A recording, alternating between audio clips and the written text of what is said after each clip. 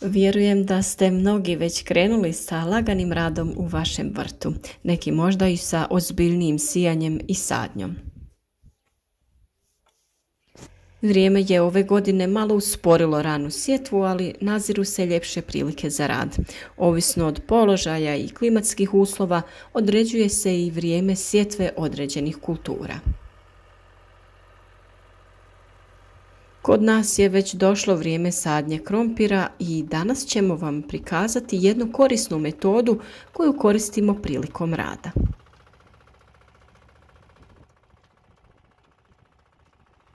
Ono što nas je sviju ove godine iznenadilo su cijene gnojiva i sredstava za zaštitu koje i dalje rastu.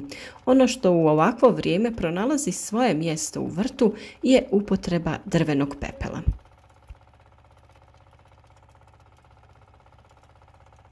Danas ćemo pričati upravo o toj temi, upotrebi pepela prilikom sadnje krompira.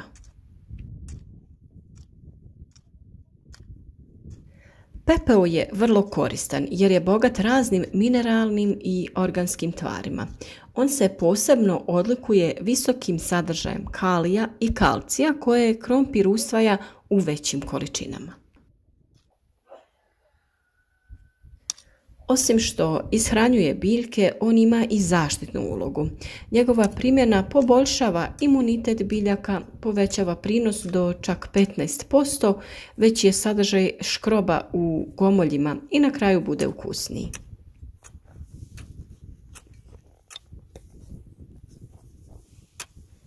Sama sadnja krompira je dosta zahtjevna, a za dobar rast u novoj sezoni ova povrtnica traži dovoljno hranjiva.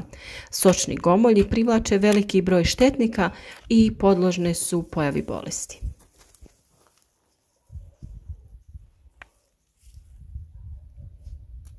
Gomolji se prije sadnje mogu posuti pepelom u količini od 1 kg pepela na vreću krompira od 25 kg. Ukoliko se odlučite na rezanje krupnih gomolja, rez se može posuti pepelom kako bi se ubrzalo zarastanje rana. Rezanje krompira se vrši u svrhu uštede sadnog materijala.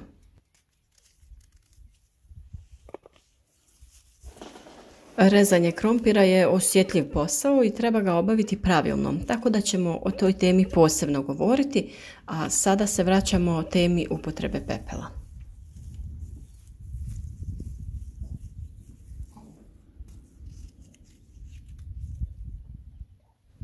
Ono što je svakako vrlo bitno je to da obratite pažnju na pH reakciju zemljišta ukoliko želite koristiti pepeo. On je alkalan i primjenjuje se na kiselim tlima. Upotrebu treba izbjegavati ako se radi o neutralnom i alkalnom tlu. Kako bi imao pozitivan efekt na usjev, potrebno je koristiti onaj pepeo koji je nastao sagorijevanjem drveta. Ono što svakako treba napomenuti je da rezultat ovog tretmana ovisi od kvalitete zemljišta, vremenskih uslova i naravno sorte.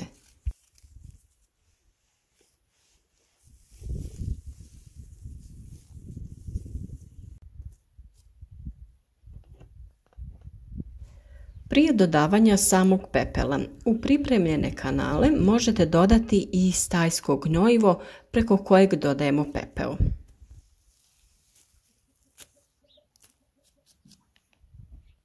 Ukoliko niste dodali stajnjak prilikom pripreme zemljišta prije frezanja, ovo je prilika da taj korak nadoknadite.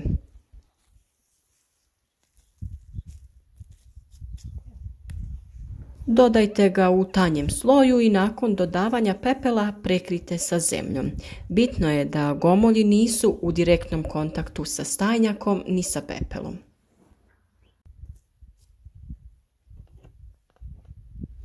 Prilikom kopanja napravili smo nešto dublje kanale nego kod obične sadnje krompira iz razloga što moramo dodati stajnjak pa pepeo i sve to zagrnuti manjim slojem zemlje prije nego dodajemo gomolje.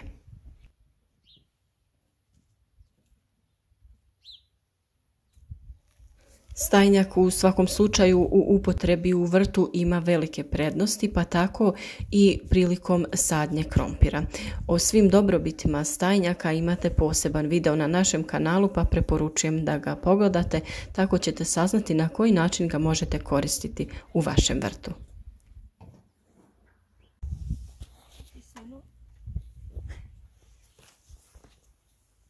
Kao što sam već rekla, za stajnjak tako je potrebno i izbjegavati direktni kontakt gomolja sa samim pepelom, jer prilikom duže izloženosti može doći do opeklina na gomoljima.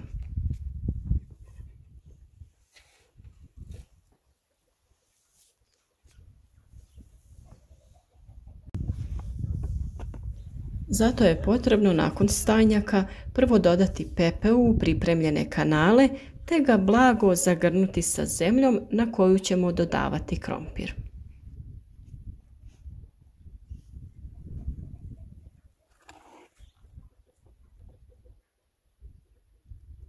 Na 1 metar kvadratni dodaje se otprilike 100 do 150 grama pepela, a također za manje površine prilikom druge sadnje može se dodati 30 grama pepela izmješanog sa zemljom i to dodavati direktno u sadnu rupu.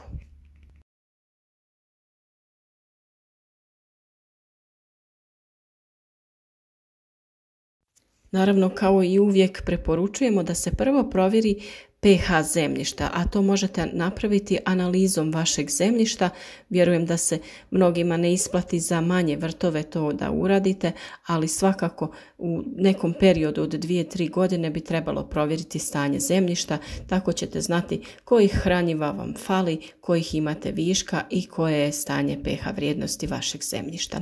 O tome također imate poseban video, pa se možete malo informirati.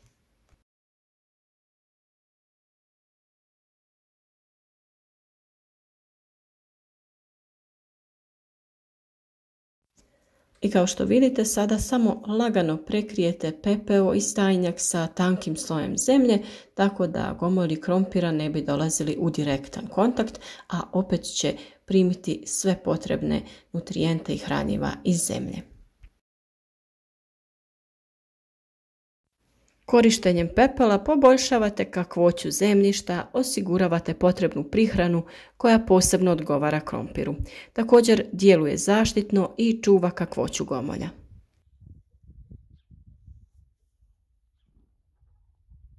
I nakon što smo obavili sve te prethodne korake, sada ćemo poredati krompir u kanal na željeni razmak.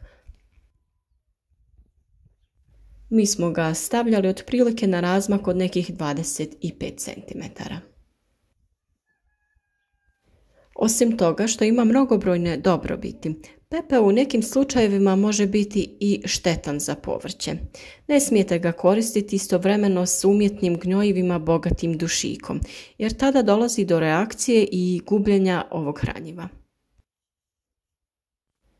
Ono što je najbitnije znati o pepelu kada ga koristite u ovu svrhu su sljedeće stvari.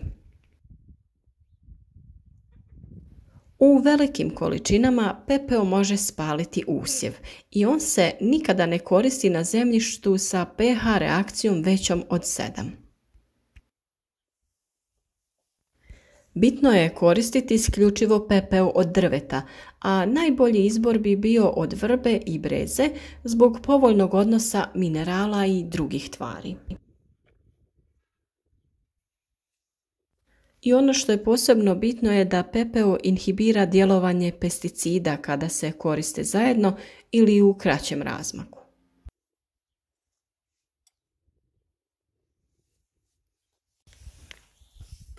Kada ste sve one prethodne korake završili, sve to lagano zagrnite sa slojem zemlje, ne predebelim.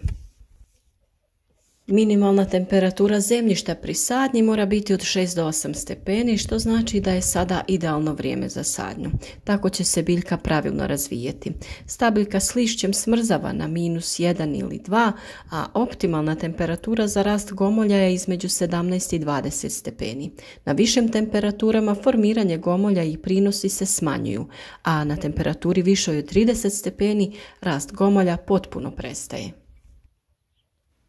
Najpogodniji su lakši tipovi tla, propusna, rastresita, bogata mineralnim i organskim tvarima. Krompir podnosi kiselu reakciju tla, ali optimalni pH je između 5,4 i 6,5. Toliko o ovoj temi za danas, a detaljan video za sve one koji nisu sigurni u cijeli postupak sadnje krompira donosimo u narednim danima.